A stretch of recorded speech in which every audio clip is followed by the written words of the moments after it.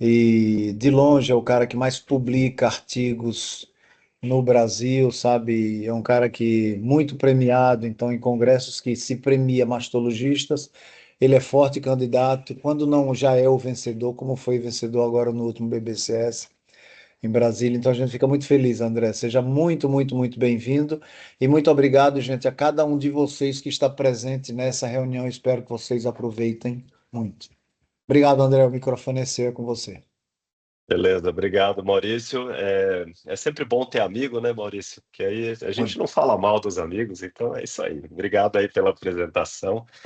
Gente, é um prazer estar aqui e ainda mais para falar de uma coisa que eu gosto bastante, né, que é manejo axilar do câncer de mama. E quando o Maurício me convidou, eu até sugeri que a gente falasse um pouquinho da era do CDKs, porque acho que é um tema bem atual, é, a gente vai comentar bastante sobre isso.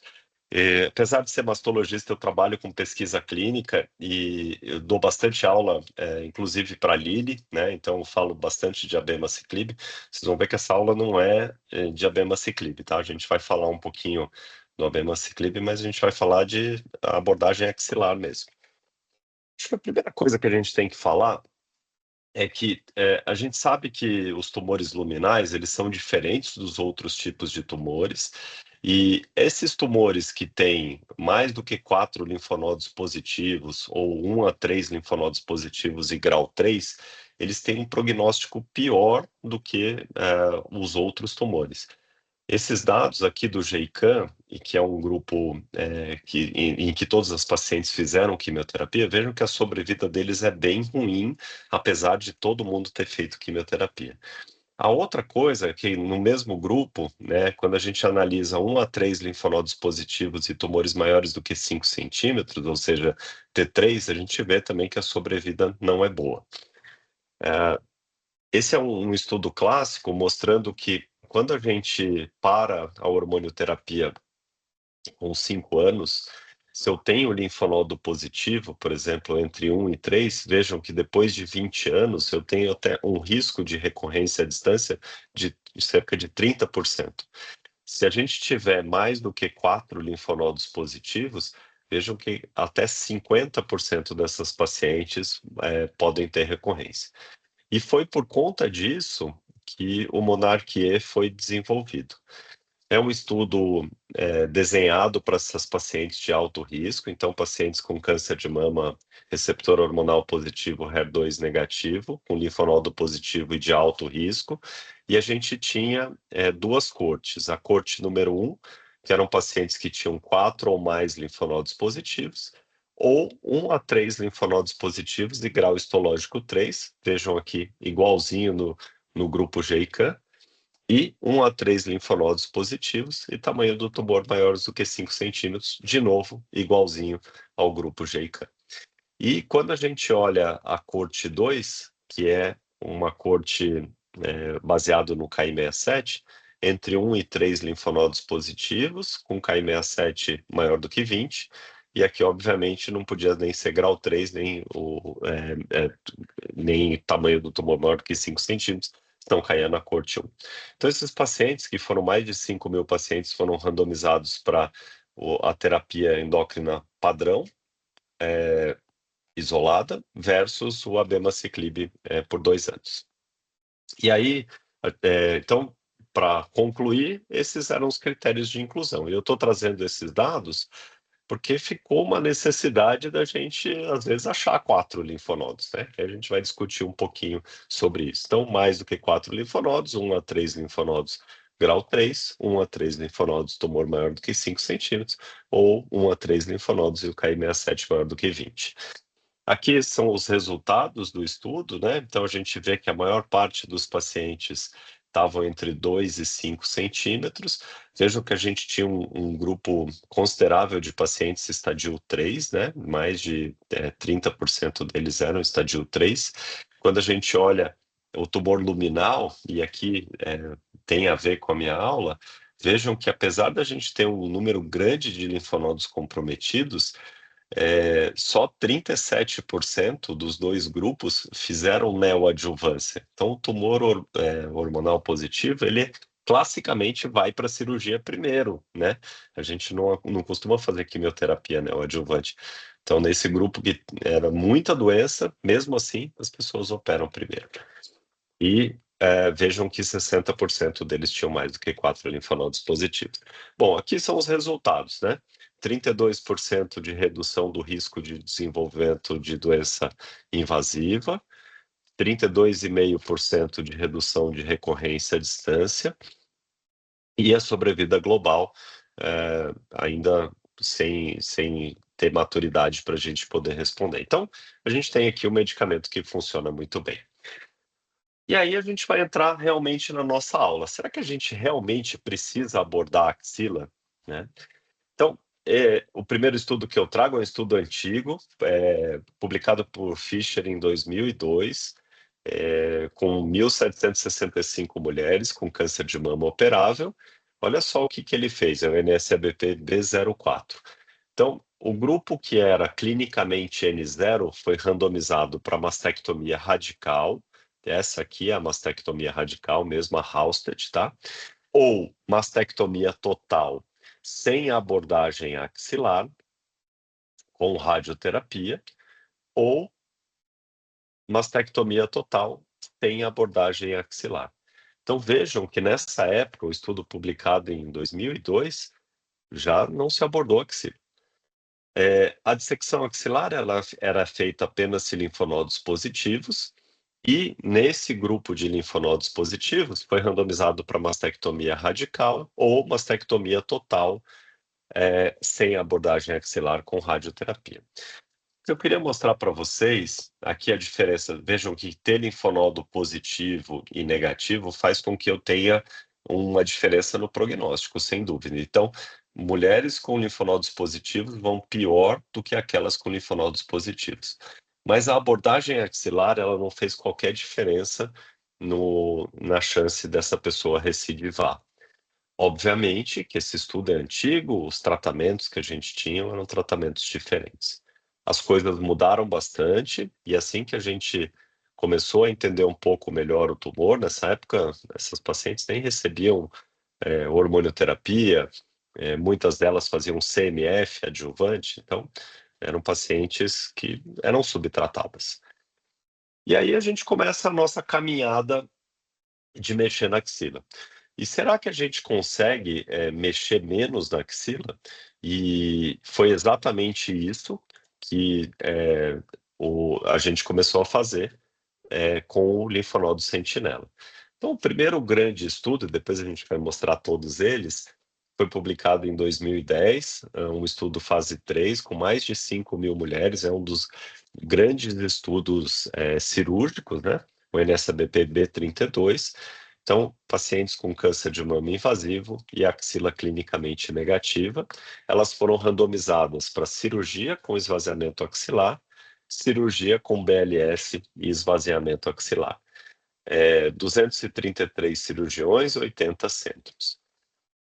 O que aconteceu? A gente viu que a sobrevida é exatamente igual nos dois grupos, mas vejam que interessante que naquele grupo que eu fiz o sentinela e depois fiz o esvaziamento axilar, a gente teve um falso negativo de 10%. Isso significa o seguinte: se eu pegar uma paciente hoje e fizer sentinela nela, em tumor inicial, o que acontece? Eu tenho 10% das vezes eu deixo doença na axila dela. Então, isso é importante a gente dizer, principalmente para o cirurgião, né? Olha, você está deixando doença, a gente sabe disso. Para o radioterapeuta e também para o oncologista, né? Em 10% das vezes eu estou deixando doença e eu sei disso. Aqui são todos os estudos que a gente tem randomizados, e eu coloquei um do lado do outro para mostrar o seguinte: aqui BLS ou dissecção, BLS ou dissecção, todos eles, né? O NSABP B32 está aqui, que é o melhor deles, na minha opinião. E vejam que, apesar desses 10% em média, né, que eu deixo de doença, vejam a recorrência axilar. Ela é muito baixa. E vejam a sobrevida. Ela é exatamente igual nos dois grupos, ou seja, deixar 10% de doença lá não muda a sobrevida dessas pacientes e muito menos a recorrência axilar. Bom, então nós já sabemos que hoje o linfonodo sentinela numa cirurgia upfront, numa axila clinicamente negativo, e óbvio com linfonodo sentinela negativo, tem um mínimo impacto, me traz a informação prognóstica, e há estudos mostrando que 80% dos casos clinicamente N0 evitariam uma dissecção axilar. Além disso, né, a gente tem uma redução importante dos desfechos, como linfedema, vejam, BLS isolado entre 5% e 7%, dissecção axilar pode chegar a 20%. Redução da qualidade de vida, dor e dormência muito maior em quem faz dissecção axilar. E será que a gente pode abordar ainda menos a axila? E aí que veio um dos estudos mais importantes que a gente vai discutir, que é o OCOSOG Z011. É um estudo que foi feito entre maio de 99 e dezembro de 2004. Foram 891 mulheres com câncer de mama bem inicial, T1, T2, clinicamente N0, com 1 a 2 linfonodos sentinela, 1 até 2 linfonodos sentinelas positivos. Essas pacientes, elas foram randomizadas para cirurgia conservadora, todas fizeram cirurgia conservadora e foram randomizadas para esvaziamento axilar e sem tratamento axilar. Esse estudo ele teve uma série de críticas. O primeiro deles, ele estava previsto para mais de 1.800 pacientes, 1.400 pacientes, e ele incluiu apenas 891. Além disso, ele não controlou bem a radioterapia adjuvante e já se sabe que alguns radioterapeutas subiram um pouquinho o campo na preocupação daquelas pacientes que tinham sentinela positivo, para tratar essa axila. Então, ele foi um estudo de fase 3 e muito interessante que o objetivo primário dele era determinar se a sobrevida global em 10 anos da pacientes do grupo 2, ou seja, sem tratamento axilar, não era inferior do grupo 1. Vamos dar uma olhadinha aqui no subgrupo, no que foi incluído. Vejam que a maior parte dos pacientes estava na pós-menopausa, a idade média 56 anos. Vejam que a maioria absoluta dos pacientes eram T1, a gente teve só 30% de T2, e que o tamanho tumoral, em médio, era de 1,7 centímetros. Então a gente está falando de tumor pequeno mesmo. E a maioria absoluta dos pacientes, 70% deles eram luminais, o que é comum numa cirurgia upfront, numa cirurgia conservadora. Quase todos ductais, 84%, 82%, e aqui os resultados. A gente vê tanto na recorrência, exatamente igual, quanto na sobrevida global, exatamente igual. Ou seja, não esvaziar a axila não mudou o prognóstico dessas pacientes. Bom, tudo que o ACOSOG deixou de dúvida e assim, foi criticado, o Senomac tentou fazer diferente. Começou pelo N, 2.677 pacientes, incluiu homem, T1 a T3, todos clinicamente N0. De novo, linfonodo sentinela positivo até 2 linfonodos foram randomizados para sem tratamento axilar ou esvaziamento axilar. A ideia é a mesma, determinar se esse grupo não era inferior a esse outro grupo e incluiu mastectomia, que não foi incluso no ACOSOG, incluiu extensão extracapsular, que também não foi incluído. Em 1/3 dos pacientes tinha extensão extracapsular, incluiu homens e começou a usar o ultrassom pré-operatório axilar. A gente vai comentar um pouquinho mais a respeito disso lá para frente. O FUP médio ainda é pequeno, então se a gente olhar, eu tenho apenas 46 meses de FUP. Bom, vamos dar uma olhadinha aqui nas características. Vejam que a maior parte dos pacientes eles tinham acima de 50 anos, né? Então um grupo pós-menopausa, que era o mais importante. Se a gente olhar, a maior parte dos pacientes eram T1, mas vejam aqui que 41% dos pacientes já foram inclusos T2 e a gente tem 5% de T3. E a maior parte dos pacientes, 85%, tinha apenas um linfonodo. A gente teve 14% ou 16% de 2 linfonodos comprometidos. E a gente já tinha comentado, a maior parte dos pacientes fizeram cirurgia conservadora, a gente teve cerca de 35% a 37% de mastectomia. Quando a gente olha os resultados, então, a gente vê que aqui tem duas curvas, né? Então é exatamente igual, né? Não teve qualquer diferença deixar o linfonodo positivo lá sem tratamento ou não. Bom, a mesma coisa que eu fiz para o outro estudo, para o primeiro de clinicamente N0 BLS negativo, eu fiz aqui, juntando o Senomac. Vejam que o Z01 está aqui. Vejam que a recorrência nodal ela é bastante baixa, e eu queria chamar a atenção na doença residual. Então, se a gente pegar aquele grupo que fez o esvaziamento, a gente tem uma variação entre 13 até 44% de mais linfonodos comprometidos do que aquele 1 a 2 linfonodos comprometidos, tá? A gente teve também, por exemplo, o Amaros, que fez radioterapia nessa situação. E no grupo do Amaros, 33% teve mais linfonodos comprometidos.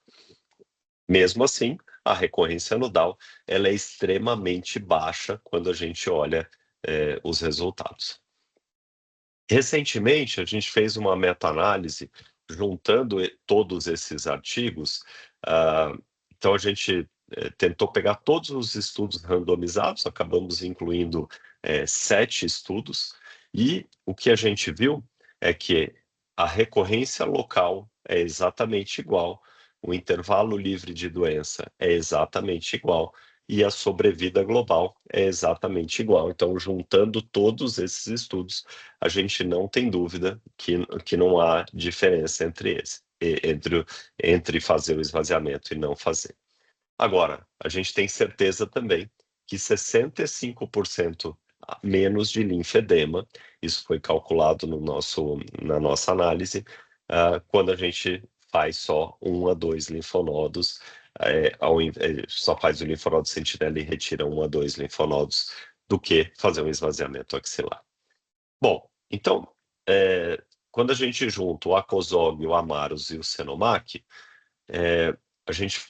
aquele grupo que fez dissecção axilar, o grupo controle, aqui foram 338 pacientes. Como a gente tinha comentado, cerca de 27% tiveram linfonodos positivos adicionais. Vejam que a gente teve 4 ou mais linfonodos positivos em 13,7%.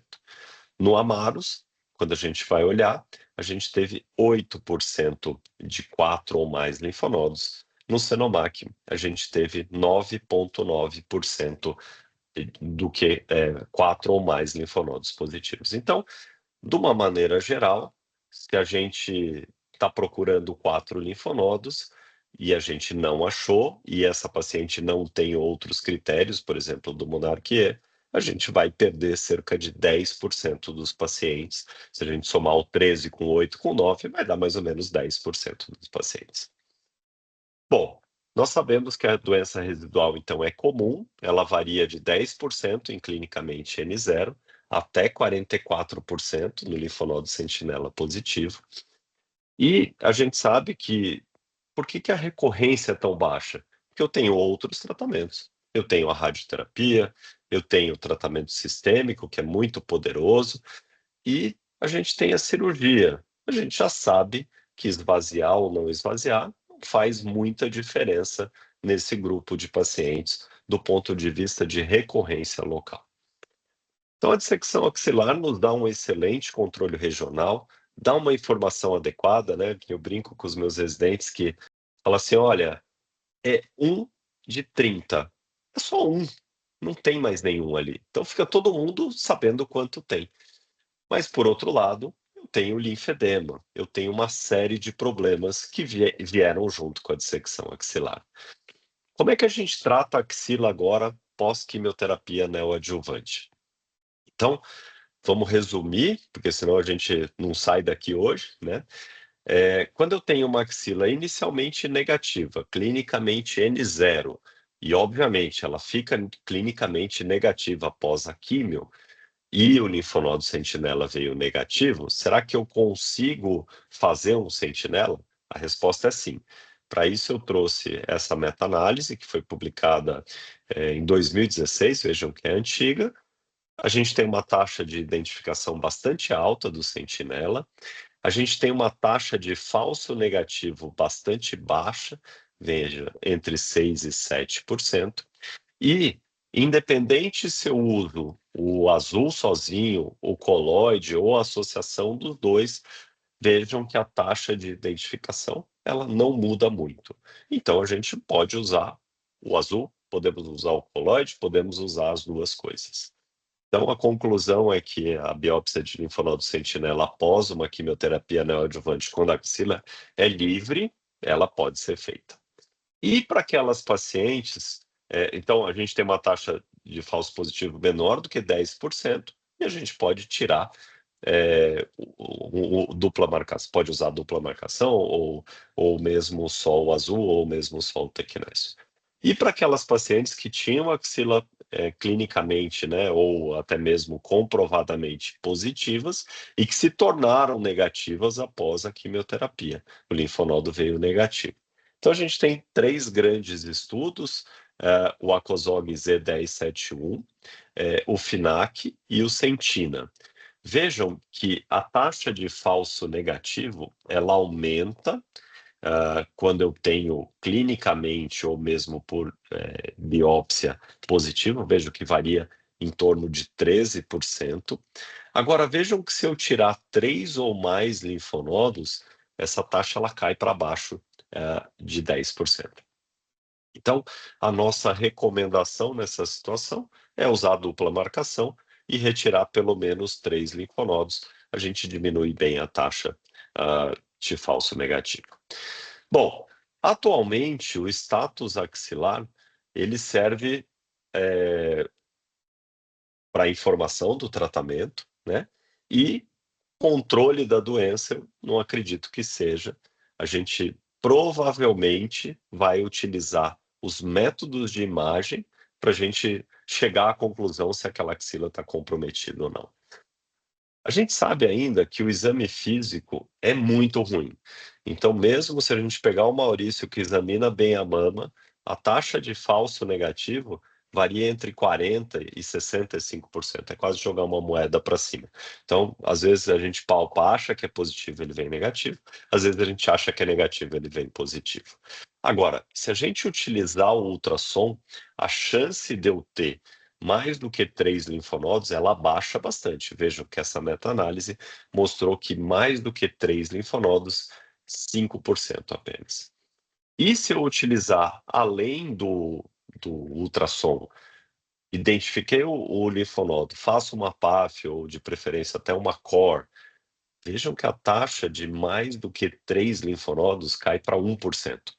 Então, isso nos ajuda bastante a avaliar a axila de maneira adequada.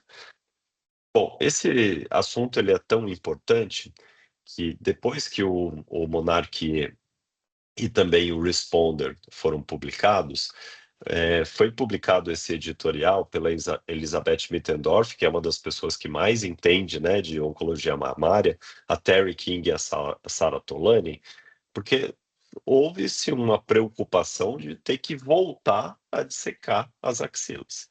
E a conclusão desse editorial é que uma minoria das pacientes pode ser subestadiada por não ter realizado um esvaziamento axilar.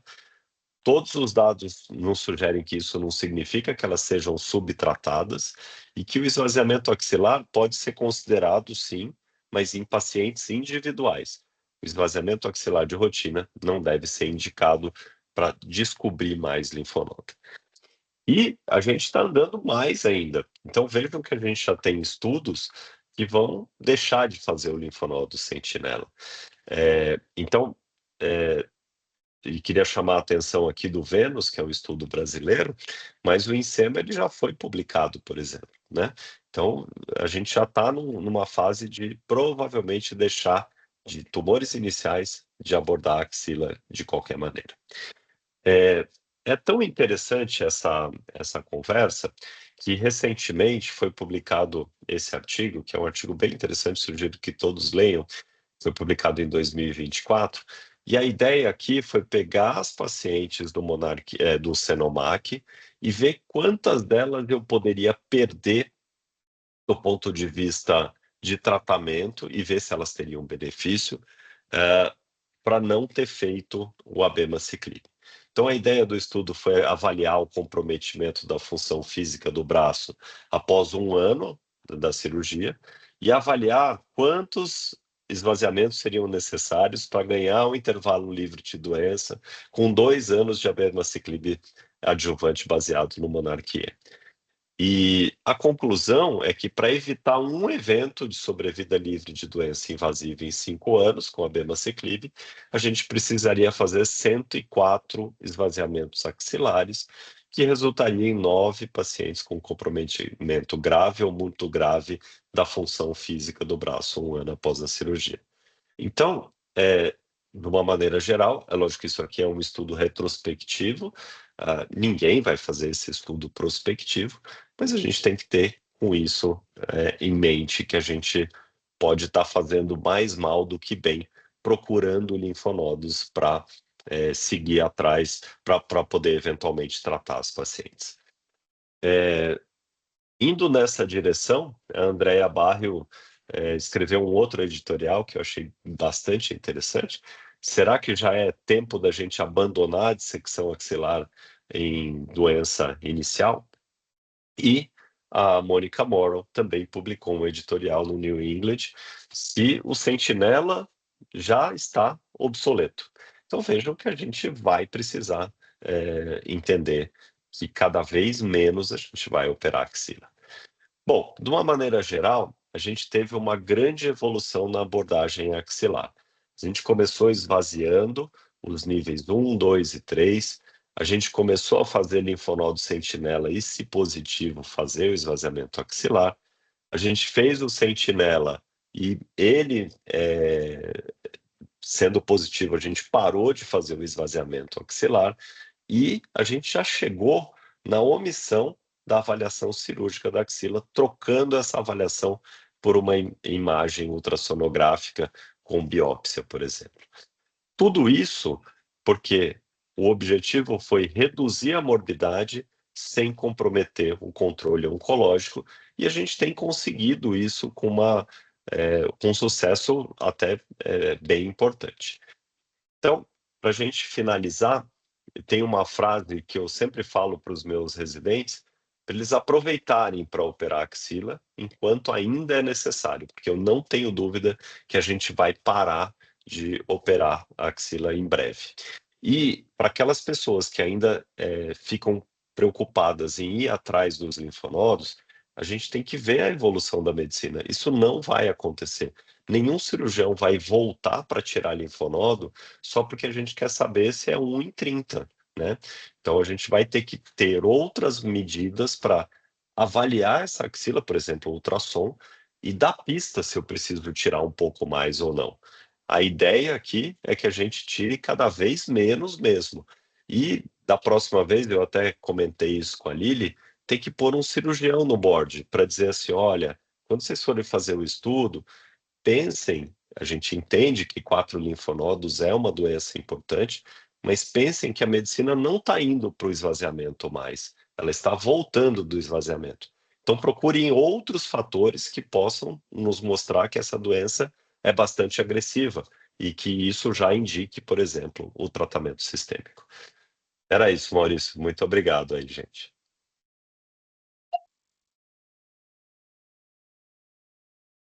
Dezinho, muito obrigado. Na verdade, eu não se esperava nada diferente do que essa apresentação muito concisa, né, André? Muito objetiva, muito evolutiva, né? Muito clara, né? E muito conclusiva. André, vamos agora para o mundo real. No mundo real, a gente está falando naquela paciente que tem dificuldade de acesso a diagnóstico, tem dificuldade de acesso a terapias de melhor qualidade. O ABEM é um exemplo. E eu estou me referindo ao cenário SUS especificamente.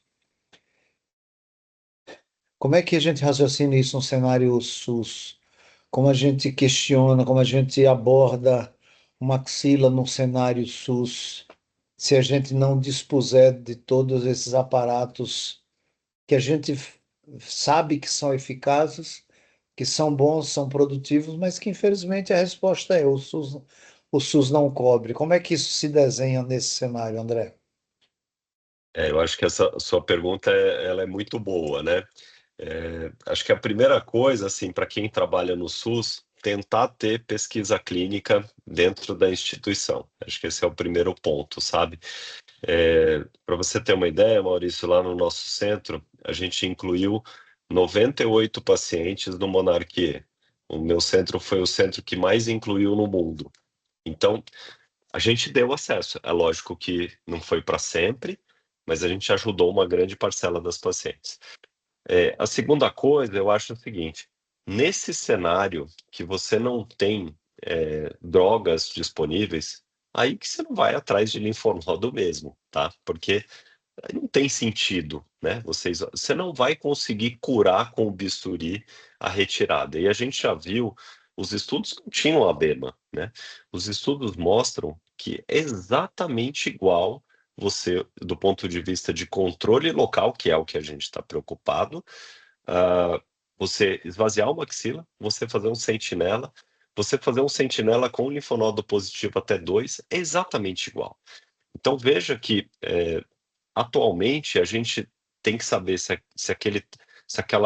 gente deu a informação necessária para o tratamento.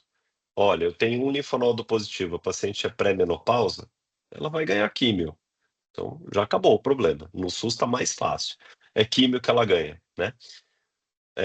Quando a gente está no convênio, a gente tem aquela coisa, aí fica, mas eu tenho indicação do abemaciclib. Mas será que o plano vai pagar o abemaciclib? Ele não está no rol da ANS também, então não é só no SUS, né?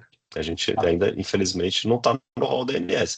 Então, voltar essa paciente só para a gente descobrir quantos linfonodos tinham, para não dar acesso, eu acho um crime. Tá? Então, acho que essa é a situação. E lógico, naquelas pacientes borderline, eu acho que um ultrassom bem feito pré-operatório, você tem uma suspeita de ter mais linfonodos comprometidos, tira só o sentinela, tira ali mais meia dúzia, você já resolve o teu problema. A chance é muito pequena de você ter algo a mais, né? Então, eu acho que, assim, entre tirar um e dois e tirar seis, a diferença é muito pequena. Agora, tirar 10, 15, aí a gente já está aumentando muito a morbidade para essa paciente. André, me parece que o cenário cirúrgico, deixa eu só me deter no cenário cirúrgico. Desculpa. Se eu tiver de meter a mão na minha axila, eu vou usar a minha ponta do dedo para identificar a minha extensão cirúrgica. A partir do momento que na ponta do meu dedo eu não esteja sentindo linfonodos suspeitos de comprometimento, em tese não tem por que eu avançar além. É isso, não Não é tem, isso? não tem por que avançar. Eu, por exemplo, em cenário inicial, eu não congelo mais o sentinela, né? Eu não congelo mais, eu acho que a gente já tem bastante. é, a gente está bem tranquilo de não congelar. E pós-neoadjuvância, eu acho que não tem jeito. Aí precisa congelar e a gente ainda tem. E mesmo quando a gente precisa fazer um esvaziamento, porque pós-quimioterapia veio positivo, se eu não tenho doença macroscópica palpável, eu sou mais conservador. Que eu Maravilha. também não vejo benefício nenhum em fazer aqueles esvaziamentos que a gente fazia tempos atrás. Maravilha. Então, na verdade, hoje o termo esvaziamento caiu não vou dizer em desuso, né, mas caiu em exagero, né, em tese, porque foi foi pós-QT e sei lá, aquele linfonodo que eu marquei, que congelei, foi positivo, eu não tenho que avançar para o esvaziamento já de cara, eu já vou no terceiro nível, venho descendo tudo, né? Não há necessidade, enfim. Se durante a cirurgia eu for abordando, então, se eu achar, não, aqui aparentemente está livre, eu posso parar. Exato, é isso que eu penso. Eu queria ouvir, André. Nós estamos numa reunião, nós temos, que prazer, o Ailton está aqui com a gente, o Marlon do Rio de Janeiro. Eu queria ouvir o pessoal da oncologia clínica. Nós temos aqui o Michel, nós temos a Silvia. Desculpem, gente, Clarinha, desculpe se eu omiti algum nome. Como é que vocês raciocinam? Estamos falando a mesma linguagem? Oncologistas clínicos. Eu queria ver também a Lismara. Lismara, estamos falando a mesma linguagem no sentido de que a agressividade cirúrgica, além do necessário, não é algo que hoje é tônica de melhor qualidade de tratamento, e sim informação a mais a ser dada por um oncologista, que às vezes é desnecessária. Até porque a gente é do tempo, André, você é desse tempo também, em que a gente esvaziava uma axila, tirava 32 linfonodos e dava pulos de alegria, porque dizia, graças a Deus, tudo estava livre, cacete. É isso Por aí. que você fez isso, né? E a gente ficava livre e a paciente rezava, agradecia, ia para a missa. Coitada, ela era vítima, né, da gente, né?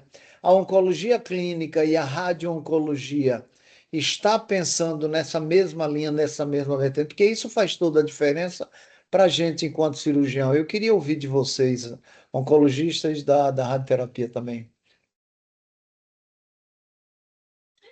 Oi, gente, boa noite. Ana Clara falando. Boa noite a todos. Primeiro, doutor André, excelente aula. Como sempre, já assisti algumas outras aulas suas, sempre brilhante. E, assim, mais para fazer um comentário, eu acredito que sim, acho que a gente vem muito em linha. Quando começaram a surgir os estudos de inibidores de ciclina adjuvante, né? O Monarch foi o primeiro estudo a ter dado publicado. Eu acho que sim, no início a gente ficou muito nessa angústia de tentar achar essas pacientes, tentar achar esses linfonodos, e eu acho que em todos os boards que a gente participava e discutia, a discussão era sempre a mesma. Agora então vamos tentar conversar com o mastologista para abordar mais essa axila, para tentar tirar mais linfonodo, para que a gente não prive nenhuma paciente que pudesse ser beneficiada do uso da medicação. Eu acho que o tempo foi passando e, como o doutor André bem mostrou, assim, a gente tem agora novos dados, algumas meta-análises, que a gente vem, na verdade, entendendo que isso não muda desfecho, isso não se faz necessário.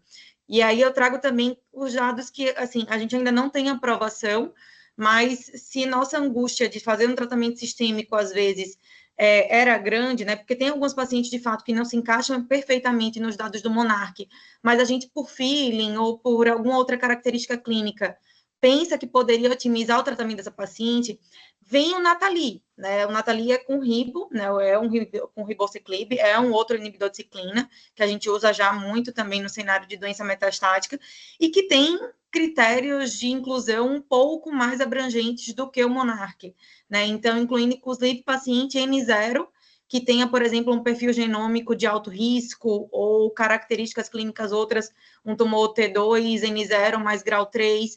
Então, eu acredito assim, a gente vai ter oportunidade, talvez, de intensificar o tratamento sistêmico de algumas pacientes, mesmo elas não tendo a axila positiva. Também acho, e aí eu faço uma outra ressalva, que a gente está supertratando muitas pacientes com tratamento sistêmico, né? Eu acho que lógico, tudo chega para agregar os dados, a gente vê os dados de sobrevida livre de doença do Monarch, não tem como discutir, assim, realmente o estudo é bem positivo, mas eu também acho que a gente precisa avançar na seleção de pacientes, né? Porque a gente está indo por um caminho onde, às vezes, a gente está começando a descalonar a abordagem cirúrgica, escalonar o tratamento sistêmico, mas será até onde isso também é bom? Até onde todo mundo, todas essas pacientes têm necessidade disso, né? Então, eu acho que a gente vai ter que também, com o passar do tempo, tentar, através das assinaturas genômicas, enfim, entender um pouco melhor quem são as pacientes que se beneficiam do tratamento sistêmico também, né? E tentar selecionar um pouquinho melhor elas. Mas, assim, só para complementar, esses foram meus comentários, só para complementar mesmo, e concordo com tudo o que foi dito, e excelente aula, excelente revisão. Obrigado, Clarinha. Michel, já está dirigindo? Não, tô aqui parado na garagem há muito tempo assistindo aula. André, eu queria parabenizar, eu acho que eu nunca, de verdade, eu nunca assisti uma aula de linfonodo tão didática quanto essa. Ah, que Então, bom, cara. parabéns mesmo, muito bom. Eu sou da época da empolgação de quando saiu a COSOG, o Z011, eu estava entrando na residência, e eu acho que com os dados do Monark, como a Ana Clara falou, a minha impressão é que a gente super trata muito mais do que beneficia essas pacientes. Eu não sei de cabeça quanto é o NNT, mas o que a gente vê é muita mulher com os braços inchados e cheio de toxicidade do abemaciclib, que não é uma droga tão fácil de fazer. Então, para beneficiar algumas, eu acho que a gente está caminhando realmente para uma época em que vai se abolir esse esvaziamento de axila ou até mesmo o sentinela. E hoje, quando atendo a paciente com mama que vou explicar como é que vai ser o tratamento, eu já nem toco mais no linfonodo sentinela, porque a gente sabe que está cada dia mais complexo esse cenário, principalmente, como você falou, no cenário pós-neoadjuvância, né? Mas era só um comentário e parabenizar Ah, mesmo, legal. porque foi muito boa a aula, como sempre, Que né? bom Obrigado. que você gostou. Obrigado, Michel. Lismara, a paciente já passou na oncologia clínica, foi encaminhada para a rádio agora. E agora? Então, parabéns do André, eu sou Lismara, sou radioterapeuta. Então, um comentário que eu queria fazer assim, era o seguinte: hoje a gente vive a era do desescalonamento mesmo, né? Da abordagem da axila. Como o Michel falou, nem comenta com as pacientes sequer sobre o sentinela, porque hoje a gente, como o André comentou, do Iucema e o SAUD, que muitos mastologistas hoje na prática, assim, nos últimos meses, assim, eu tenho recebido várias pacientes que seguiram o protocolo SAUD, que não é com estadio inicial, que não abordam a axila.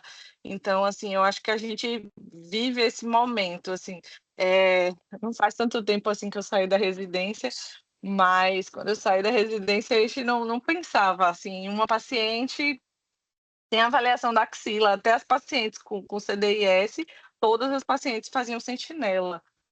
Então, a gente vive uma nova era, assim, de verdade. E o que o doutor Maurício falou sobre a toxicidade, né? Aquelas pacientes que faziam aquele esvaziamento extenso e iam para radioterapia, que radiavam drenagem ainda assim. Então, a gente via aquelas pacientes com enfedema. E hoje a gente vive um cenário bem diferente, com tratamento sistêmico, pós-cirúrgico, né? Pós-rádio. Uhum. E é isso. Não, Mas hoje, perfeito. cabeça do radioterapeuta aceita isso, Lismara? Foi. Ela era axila positiva, e ela fez quetenel e negativou no linfonodo sentinela. Como é que está o radioterapeuta hoje? Então, a gente irradia a drenagem, né? A paciente que era em um clínico, a gente irradia a drenagem. Assim, com o B51, né? Tem essa, assim, tá novo para a gente, né? Com a apresentação, com a publicação do estudo, aquelas pacientes que vêm com resposta completa após neoadjuvância, pós-cirurgia, né? As pacientes que fizeram a cirurgia radical, a gente não irradiar a drenagem ou só irradiar a mama, né? Quando as pacientes fazem cirurgia conservadora. Então, assim, tá bem recente esse cenário da resposta patológica completa, né? Mas, inclusive, tem alguns radioterapeutas que são contra, né? Não irradiar, mas, de maneira geral, assim, até agora a gente levava em consideração o estadiamento clínico da paciente antes da neoadjuvância e a gente irradiava a drenagem. Isso, Eu só isso é uma queria coisa. fazer uma complementação, Maurício, que eu joguei aqui no chat GPT. Eu preciso tratar 29 pacientes para evitar uma recidiva no Monarquia. Então, assim, é muita paciente com a axila esvaziada e é muita morbidade, né? Acho que tem que ser muito bem ponderado para quem é que a gente vai oferecer isso. Como a Ana Clara falou, a gente tem que, ou como vocês mesmos falaram, aí como o André falou, foi no estudo em algum editorial que você falou aí, é, É, da Mônica, é se não me engano, análise né? pós-hoc, É, 104 esvaziamentos para ter um benefício. a gente vai ter que descobrir alguma outra forma de avaliar o risco para que possa oferecer um melhor É tratamento isso. sistêmico, que seja menos agressivo do que esvaziar essas axilas, né? Acho que foi a Mônica Morris quem escreveu isso que você falou, né? Isso. É. A gente tem, viu, Maurício, uma Doutor dificuldade André, de. na prática de vocês, Pode falar, pode falar. Pode falar, desculpa, Ismael. na prática de vocês no Pérola, como vocês estão, essas pacientes que vêm com resposta patológica completa, vocês estão abrindo mão da rádio, a conduta está Estamos. sendo Está, baseada no assim, estadiamento clínico já, ainda, né?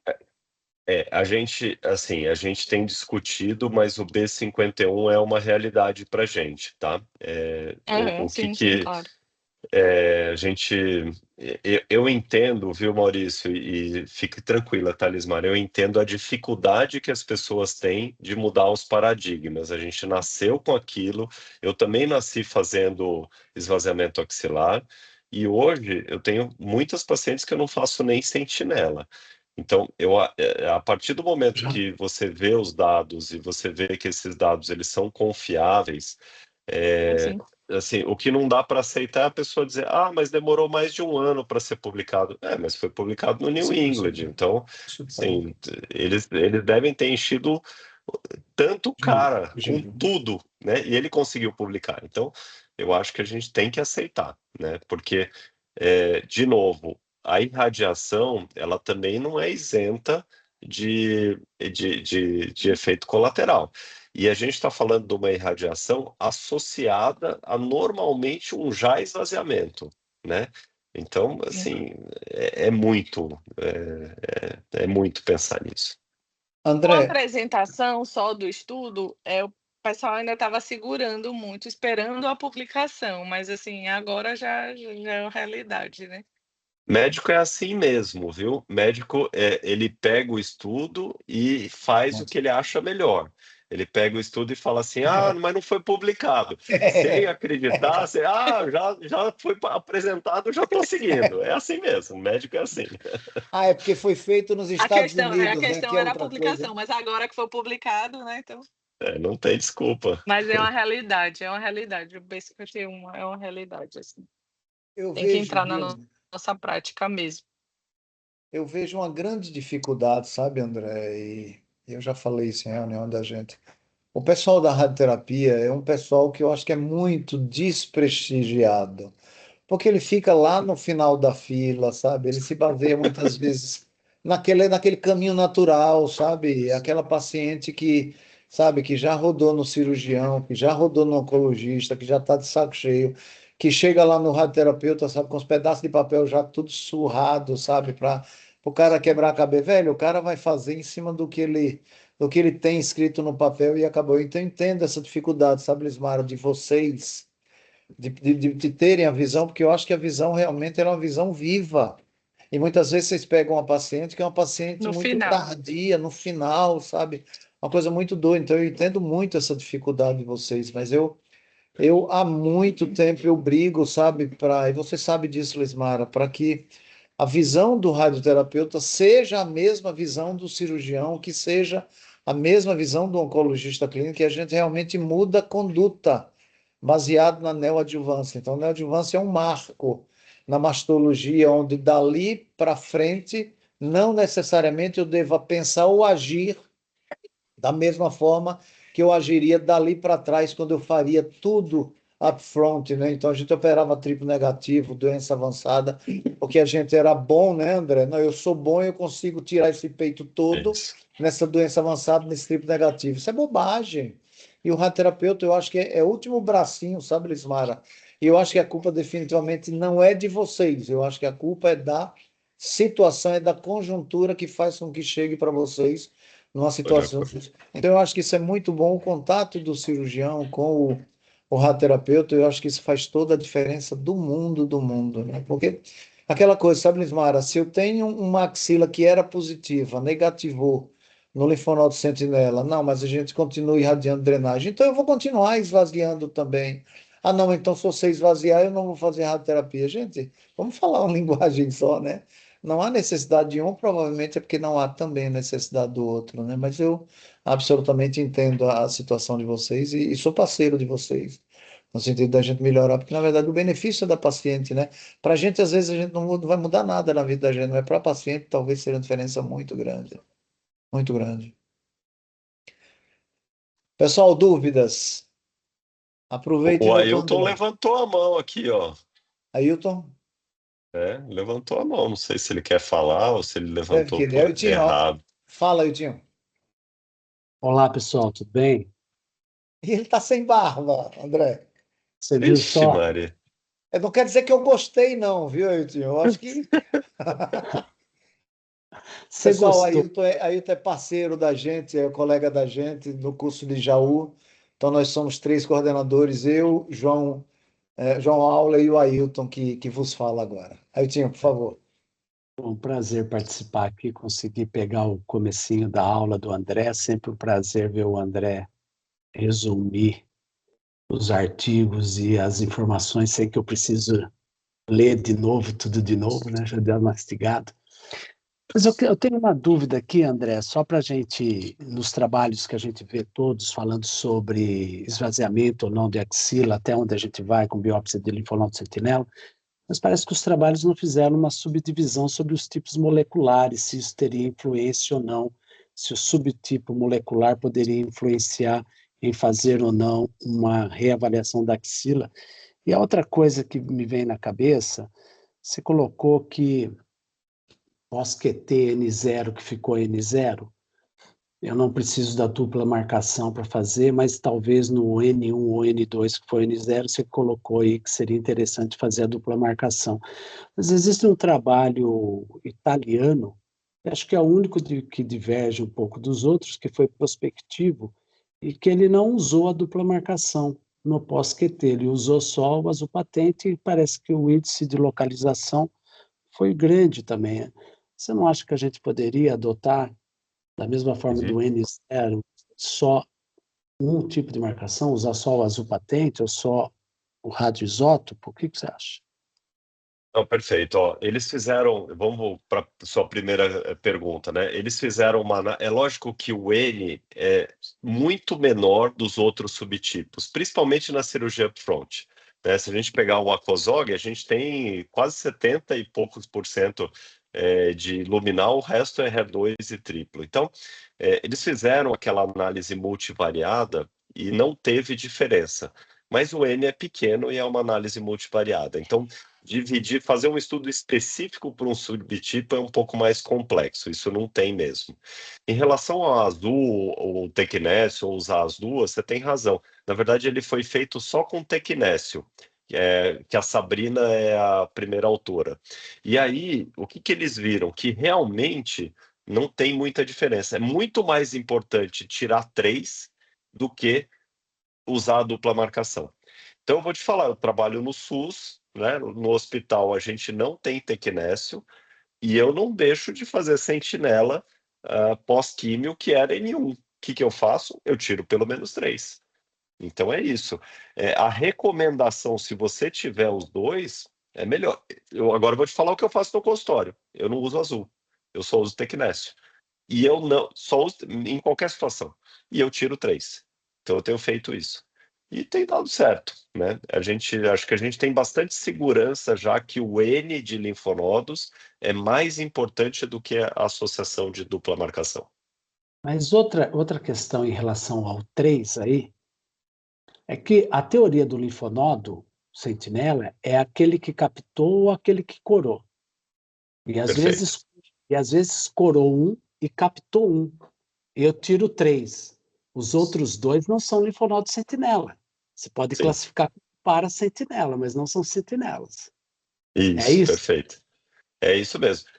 Por que a gente acaba colocando como para-sentinela, né? Porque como ele está do lado, a chance, se eu tiver um comprometido, ter o outro também, é maior, né? Se eu pegar um linfonodo aqui embaixo e depois quiser pegar um nível 3, dificilmente eu tenho essa skip metástase, né, lá para cima. Então é por isso, é tirar, na verdade, se você encontrou um, é tirar os que estão ao redor mesmo, né? Porque é isso aí você resolve, né? A chance de você pegar é grande. A gente embute todos aqueles linfonodos ao redor do que a gente achou como sentinela, por isso que sai ali uma margem de 2, 3, 4 sentinelas. Mas o sentinela é o primeiro, né? E o resto é para. Estou de acordo. De acordo, né? Deixa eu fazer outra pergunta assim, sobre localização do linfonodo sentinela. Se você tem alguma experiência com a localização através de indocianina. Não, porque não tenho nenhuma experiência. Eu fiz um caso só de indocianina, não foi nem aqui em Jaú, foi lá quando eu estive em Salvador, e eu fiquei muito, muito feliz de ver que o trajeto do linfonodo e a Você vê o localização trajeto, né? muito legal de ver. Então eu fico pensando se a gente, eu não sei o custo disso tudo, mas talvez a indocianina poderia ser uma saída, tanto para não usar o azul patente, nem usar o tecnécio, e aí a gente ficaria livre da medicina nuclear e a gente só dependeria da gente mesmo e da indocianina. Não sei se alguém tem experiência com isso, mas eu acho que seria interessante a gente começar a testar isso daí também. Não, eu acho bem interessante. O problema é que é o custo mesmo, né? O aparelho é caro, a aplicação é cara, enfim.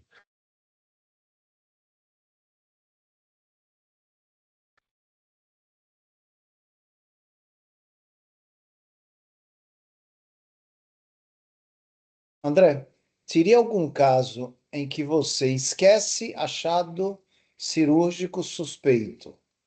Tem algum caso na sua visão que você diz, este caso hoje é minha indicação de esvaziamento axilar? Eu estou saindo de casa hoje de manhã, são 7 horas da manhã, a cirurgia é 7h30, eu vou lá fazer esvaziamento axilar.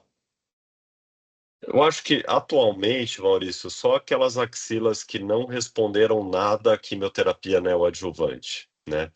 Mesmo assim, então, semana passada eu operei um caso que a paciente tinha feito quimio-neo e ela ficou com N2 pós-quimio. Então, nesse caso, não tem muito jeito, né? Você não vai deixar a doença ali. Ela respondeu muito mal ao tratamento neoadjuvante. Agora, eu confesso para você que eu não vou fazer um esvaziamento completo mesmo assim. Eu tiro a lesão, tiro os linfonodos palpáveis e eu não vejo mais razão da gente subir até o nível 3, de esqueletizar a veia, entendeu? Isso não tem sentido. Se a gente não está vendo a doença, lembrando, ela vai irradiar pós-quimioterapia. Então, o mal já está feito, né? Perfeito. Perfeito, gente. Algum questionamento mais, alguma dúvida? Eu tinha uma dúvida. Quem está falando? É a Larissa. Larissa. Ô, Larissa, bem-vinda, Larissa. Obrigada. Assim, a minha hipótese eu sei que não seria ideal, mas, por exemplo, uma cirurgia upfront, que, no caso, até então, a axila seria negativa. Lógico que o ideal eu não seria ser pega de surpresa durante a cirurgia, seria fazer uma cord de axila, seria ter um ultrassom, mas numa realidade que eu não tenho isso. E eu sou pega de surpresa numa cirurgia upfront, quando eu vou fazer um BLS, tem um linfonodo positivo, que eu posso até mandar para congelação, ou claramente ele é positivo. Eu fico muito na dúvida, assim, se eu devo ou não devo fazer um esvaziamento ali, já que essa paciente vai ser submetida depois a uma quimioterapia, vai ser submetida a uma radioterapia. Mas aí, por exemplo, às vezes eu tenho um estadio clínico inicial de um triplo negativo e sou pega de surpresa numa axila também positiva. Aí, que no caso já não era tão inicial, né? Mas enfim, eu faço ou não faço um esvaziamento axilar nesse caso? Não, a pergunta é muito boa, Lari. Eu penso o seguinte: a gente hoje, o esvaziamento ele está cada vez mais em desuso. Então, retirar todos os linfonodos achando que você vai curar mais é um erro crasso. E já sabendo que essa axila é positiva, muito provavelmente o radioterapeuta ele vai irradiar, principalmente se ela for pós-químio. Então, como é que eu tenho abordado essa situação? Eu retiro o linfonodo se ele é positivo e a gente vai retirar os linfonodos palpáveis. Mas eu não vou mais até o nível 3 retirar todo o linfonodo, porque isso não tem benefício nenhum. Uma outra coisa que eu escuto bastante é o radioterapeuta falar: mas eu preciso tratar a axila. A gente não consegue tratar a axila nem com radioterapia. O tratamento da axila ela vai ser com tratamento sistêmico. Então, doença macroscópica, tudo bem, a gente pode retirar cirurgicamente. Agora, doença microscópica, ela vai ser tratada, né, pelo tratamento sistêmico. Então, eu não vejo mais benefício da gente ter, por exemplo, 5 linfonodos em 30, né? Entendeu? Tirou um monte de linfonodo, subimos até o nível 3 e não Não, teve, não é. tem sentido. André, Entendi. André, Obrigada. André, tá Diga. escutando? Tô sim, Eu, por favor. eu concordo com você e upfront ali, se você foi surpreendido e veio positivo, nada mais do que você terá mais alguns ali, porque vai cair no Perfeito. Z011. Tá Agora, nós temos resolvido. que ter cuidado com uma situação muito específica, que é você abrir a axila e encontrar doença visível macroscópica. Ah, não, isso é outra coisa. Situação, eu sou a favor de um esvaziamento um pouquinho mais radical, porque quem viveu do passado viu que se isso daí realmente começar a infiltrar toda a parte de veia axilar, subir para plexo braquial, a gente não recupera nunca mais isso. Então, às vezes, diante de um comprometimento maciço de axila, de um comprometimento macroscópico muito potente lá na axila, eu sou a favor, sim, daquelas cirurgias onde você faz uma citorredução muito grande, porque eu acho que isso vai dar um tempo maior para essa paciente não ter uma recidiva ali ou não ter complicações locais, mas são situações mais específicas. Eu tô de acordo. Então, doença macroscópica, aí tudo bem. A preocupação só, Ailton, é que às vezes, principalmente quem está no início, tudo ele acha que está positivo, né? E aí vai É, tirando, vai não. tirando, vai tirando. E aí depois vem 0 em 30. Quando achar uma doença maciça na axila, a pessoa vai ver que aquilo ali é uma doença maciça. Ali tem que Isso, ver. exato. Você não vai, ela vai fazer um linfedema violento, vai para paciente ruim. Se você conseguir fazer uma citorredução ali, cirúrgica, é importante. Perfeito, gente. Pessoal, alguma observação, algum comentário, algum questionamento mais?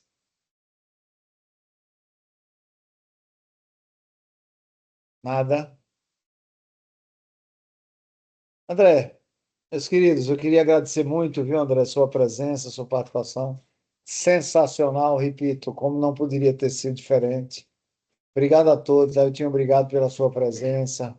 Obrigado a todos vocês, meninos. Eu estou vendo aqui todo mundo. O Luan está aí com a gente, o Marlon, o Jonathan, a Michele, o Leandrinho, Michel, o Pedro, a Larissa, a Lismara, Wagner, Talmai, Clarinha. Temos um colega, inclusive, do exterior que estava presente, eu não estou vendo mais aqui. Tem mais um colega aqui que é o Ricardo. Muito obrigado a vocês, viu, gente? Foi um prazer muito grande ter estado com vocês. André, muito aprendizado, muita coisa boa, viu? Todo mundo teve aqui a oportunidade de ter contigo, viu? Brigadão mais uma vez. Obrigado a todos. André.